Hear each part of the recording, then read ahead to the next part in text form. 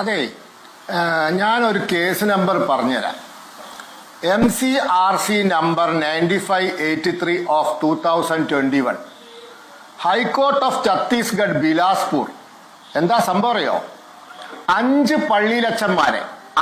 പള്ളിയിലച്ചന്മാരെ ഛത്തീസ്ഗഡിൽ ബജ്രംഗ് ദളോ BJPയോ ഭരിക്കുമ്പോഴല്ല, നല്ല അസൽ കോൺഗ്രസുകാർ സോണിയാഗാന്ധിയുടെ ശിഷ്യനായ ബാഗേൽ മുഖ്യമന്ത്രിയായിരിക്കെ 11/1/2021 ജനുവരി മാസം 11 അറസ്റ്റ് ചെയ്തു. എന്താ അവരുടെ പേര്? സൈമൺ കെസ്, കുൽദീപ് കെർക്കട്ട, സമൽ ടിർക്കി, അനിൽ ലക്കട, പ്രവീൺ ലക്കട. 5 പള്ളിയച്ചന്മാര്. ഇവരുടെ പേരിൽ ആരോപിച്ച കുറ്റം എന്താണെന്നറിയോ? ഒരു ഹിന്ദുവിന്റെ വീട്ടിൽ പോയി അവനോട് പറഞ്ഞു അത്രേ, നീ ഇനി ഹിന്ദു ദൈവങ്ങളെ വിശ്വസിക്കരുത്, ഹിന്ദു ആചാരങ്ങൾ അനുഷ്ഠിക്കരുത്, നീ അതൊക്കെ അവസാനിച്ച് യേശു ക്രിസ്തുവിൽ മാത്രം വിശ്വസിക്കണം. ഇങ്ങനെ പറഞ്ഞു എന്നാരോപിച്ച് ഈ 5 പള്ളിയിലച്ചന്മാരെ ഛത്തീസ്ഗഡിലെ മതപരിവർത്തന നിരോധന നിയമം 968, ഏത് കോൺഗ്രസ്സുകാർ പാസാക്കിയ നിയമം, ഞങ്ങളല്ലട്ടോ, ഗോവിന്ദ് നാരായൺ സിംഗ് എന്ന കോൺഗ്രസ്സുകാരെ മുഖ്യമന്ത്രി ആയിക്കെ പാസ്സായ നിയമം. അയാൾ കോൺഗ്രസിനെ പിളർത്തിയിട്ടുണ്ടാക്കിയ മന്ത്രിസഭയാ, അത് ഞാൻ അംഗീകരിക്കുന്നു. ആ നിയമപ്രകാരം അറസ്റ്റ് ചെയ്തു. എത്ര ദിവസം ജയിലിൽ കിടന്നു അറിയോ? 2021 ജനുവരി മാസം 11 അറസ്റ്റ് ചെയ്തവർക്ക് ഹൈക്കോടതി, ബിലാസ്പൂർ ഹൈക്കോടതി ജാമ്യം കൊടുക്കുന്നത് 21/12/21, 11.5 മാസം ജയിലിൽ കിടന്നു. 11.5 മാസം. കോൺഗ്രസ്സുകാർ കേസെടുത്തു. ബജരംഗ് ദള് ബഹളം ഉണ്ടാക്കിയിട്ടല്ല. കോൺഗ്രസ് സർക്കാർ ഭരിക്കുമ്പോ കോൺഗ്രസിന്റെ പോലീസ് കോൺഗ്രസ് പാസാക്കിയ മതപരിവർത്തന നിരോധന നിയമപ്രകാരം കേസെടുത്തിട്ട് 11.5 മാസം 5 പള്ളിയിലച്ചന്മാർ ജയിലിൽ കിടന്നു. അവസാനം എന്തായെന്നറിയോ? ഈ കേസ് കള്ളക്കേസാന്ന് കണ്ടിവരെ വെറുതെ വിട്ടു. ഈ കേസ് കള്ളക്കേസാന്ന് കണ്ടിവരെ വെറുതെ വിട്ടു. ഞാൻ ചോദിക്കട്ടെ, കോൺഗ്രസ് കേസെടുത്തത് എന്തിനാ?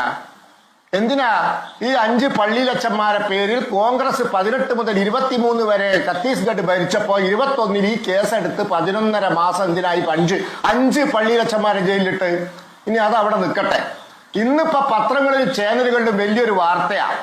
തൃശ്ശൂരിൽ 2022 3 കന്യാസ്ത്രീകൾ എന്തിനാണറിയോ? ഇതേ കുറ്റം, മനുഷ്യക്കടത്ത്. ജാർഖണ്ഡിൽ നിന്നും പ്രായപൂർത്തിയാവാത്ത പെൺകുട്ടികളെ ജോലിക്കെന്ന വ്യാജേന കേരളത്തിൽ കൊണ്ടുവന്നു.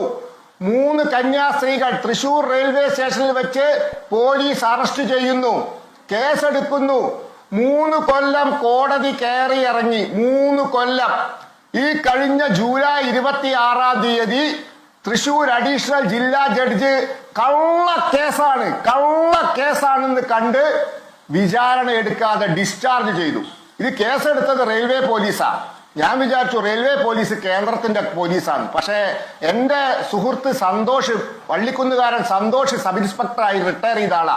അയാളെ വിളിച്ച് ചോദിച്ചപ്പോൾ അയാൾ പറഞ്ഞു, ഇത് കേന്ദ്രത്തിന്റെ ഒന്നല്ല, കേരളത്തിന്റെയാ. കേരളത്തിലെ അഡീഷണൽ DGP ഇന്റലിജൻസ് മേൽനോട്ടം വഹിക്കുന്ന റെയിൽവേ പോലീസ് സൂപ്രണ്ട് നിയന്ത്രിക്കുന്ന പോലീസാണ്, പിണറായിന്റെ കീഴിലുള്ള പോലീസാണ്. 3 കന്യാസ്ത്രീകളുടെ പേരിൽ കള്ളക്കേസ്. ഇതേ കുറ്റം മനുഷ്യക്കടത്തെടുത്ത് ഇവരെ 3 കൊല്ലം കോടതി കയറ്റിയത്. അത് കള്ളക്കേസാന്ന് പറഞ്ഞ് വെറുതെ വിട്ടു. അപ്പൊ ഛത്തീസ്ഗഡിൽ കോൺഗ്രസുകാർ പള്ളിയിലച്ചന്മാരുടെ പേരിൽ കള്ളക്കേസ് എടുത്താൽ പാർലമെന്റ് സ്തംഭിക്കില്ല. രാഹുൽ ഗാന്ധി മിണ്ടില്ല, പ്രിയങ്ക ഗാന്ധി മിണ്ടില്ല. കേരളത്തിൽ മാർക്സിസ്റ്റ് പാർട്ടിയുടെ പോലീസ് കന്യാസ്ത്രീകളുടെ പേരിൽ മനുഷ്യക്കടത്ത് കള്ളക്കേസ് എടുത്താൽ ആന്റണി മിണ്ടില്ല, TN പ്രതാപൻ മിണ്ടില്ല, ഈഡൻ മിണ്ടൂല, പിന്നെ ഫ്രാൻസിസ് ജോർജ് മിണ്ടൂല. ഇത് എന്ത് നയ?